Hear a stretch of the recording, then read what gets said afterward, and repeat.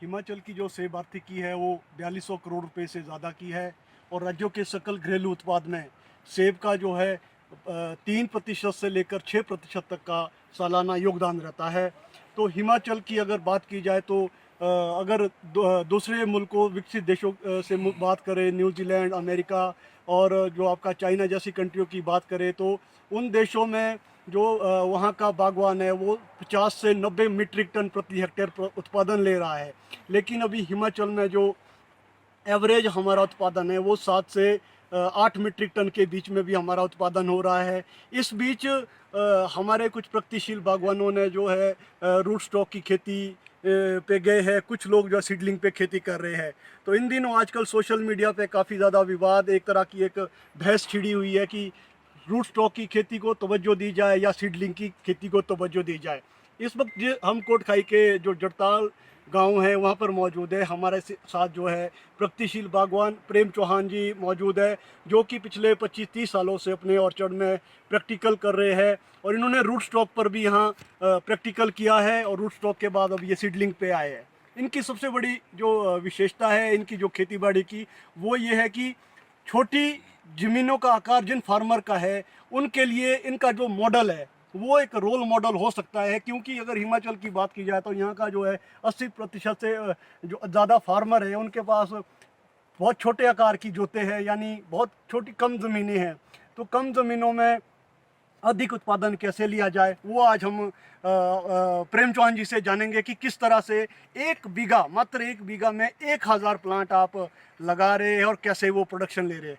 प्रेम जी, आपका स्वागत है। सबसे धन्यवाद। पहले मैं चाहूँगा कि आज बागवान ठगा भी जा रहा है कहीं ना कहीं, कोई कलमों के नाम पे ठगा जा रहा है, कोई रूट स्टॉक पे नाम पे ठगा जा रहा है। मैं रूट स्टॉक को गलत नहीं बोलूँगा, लेकिन मैं चाहूँगा कि जो हिमाचल का बागवान है उसके लिए एक आप सुझाव, जैसे कि आपका सीडलिंग को माना जाता है कि सस्ती खेती है कंपैरेटिवली रूट स्टॉक की।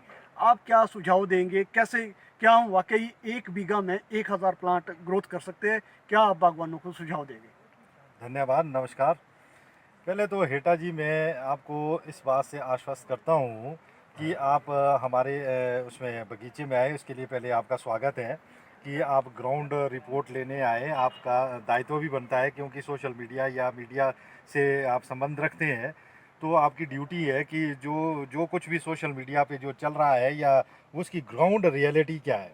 तो ग्राउंड रियलिटी के लिए जो आपने आज हमारा ऑर्चर्ड विज़िट किया, तो आपको हमने ऑर्चर्ड पे पूरे घुमाया भी है। तो अभी हम यहाँ ऑर्चर्ड के अंदर खड़े भी हैं। तो जो ये एक बीघा पे 1000 प्लांट का जो एक कॉन्सेप्ट जो मैंने बताया था, तो आप अपनी आंखों से देख भी चुके हैं। ग्राउंड रिपोर्ट आप इसकी जो है आप बताएं कि वाकई में ही ये प्रूफ्ड है ज़मीन के ऊपर एक बीघा में 1000 पौधा या नहीं है।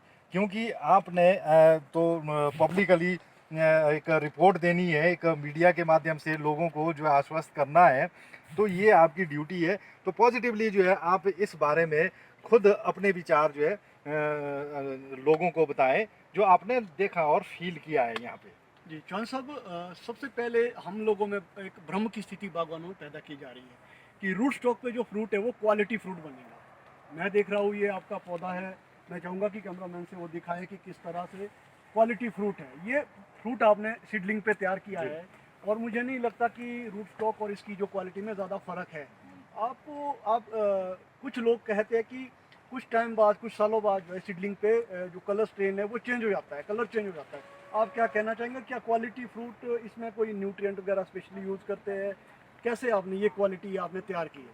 देखिए हेटा जी, ये सबसे पहले तो ये जो क्वालिटी वाला जो एक कन्फ्यूज़न पैदा किया जा रहा है रूट स्टॉक और सीडलिंग के बीच, ये कहीं भी नहीं है रिसर्च में लिखा हुआ कि रूट स्टॉक पे अच्छी क्वालिटी आएगी या सीडलिंग पे घटिया क्वालिटी आएगी। किसी भी रिसर्च में जो है, दुनिया की किसी भी रिसर्च में ये नहीं लिखा हुआ है कि रूट स्टॉक में अच्छी क्वालिटी आती है।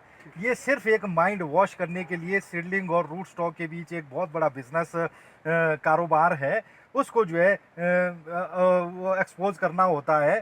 तो ये एक तकनीक है ताकि हमारा जो बिजनेस सेटअप हो जाए रूट स्टॉक के माध्यम से। जी। तो ये जो मैं क्लियरली बताना चाहूँगा, तो रूट स्टॉक का जो क्वालिटी को लेकर के जो आप एक माइंड वॉशिंग हो रही है, तो ये एक गलत बात है।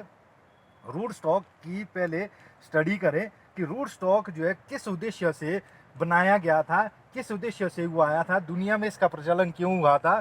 तो मैंने अपनी वीडियोस जो एक सोशल मीडिया पे डाली भी थी, उसमें मैंने वो MM सीरीज़ के बारे में पूरा खोल के बताया भी था कि रूट स्टॉक क्यों आया था और इसके पीछे लाने के पीछे क्या उद्देश्य था। जब ये रूट स्टॉक की रिसर्च हुई थी, उसमें कहीं भी ये रिसर्च नहीं आती थी कि ये क्वालिटी के लिए ही ढूंढा गया था। ये ढूंढा गया था डीप रूटिंग की वजह से, जो आपका इंग्लैंड में उनको समस्या आती थी। सीडलिंग का जो प्लांट था वो डीप रूट जाता था, और डीप रूट में जो है वो नीचे ज़मीन के नीचे वो वाटर टेबल अप होने के कारण जो है वो सड़ जाती थी रूट्स। इस विकल्प के लिए जो है रिसर्च किया गया था। इसके पीछे एक ही रिसर्च थी कि उन्हें पौधा जो है ज़मीन के ऊपर खड़ा कैसे रहता है, कैसे उनकी खेती बचती है। उसके लिए उन्होंने क्लोन रूट स्टॉक का इस्तेमाल किया था। जो पौधों में जड़ुआ पार्टियाँ होती है उसको निकाल करके उसको लगाना, और उसके ऊपर उनने खेती स्टार्ट की थी। मेन जो कॉन्सेप्ट था, जो मेन रिसर्च थी, वो थी डीप रूट से बचने के लिए रूट स्टॉक को लाना। चौहान साहब, मैंने आपके ऑर्चर्ड में देखा, आपने रूट स्टॉक पे कुछ ऑर्चर्ड तैयार किया है आपने। रूट स्टॉक को छोड़ के आप सीडलिंग पे क्यों आए? हमारा वैज्ञानिक या प्रगतिशील जो कुछ बागवान है वो रूट स्टॉक पे जाने की बात कर रहे हैं, आप सीडलिंग पे क्यों आए? क्या इसका मेन रीज़न है?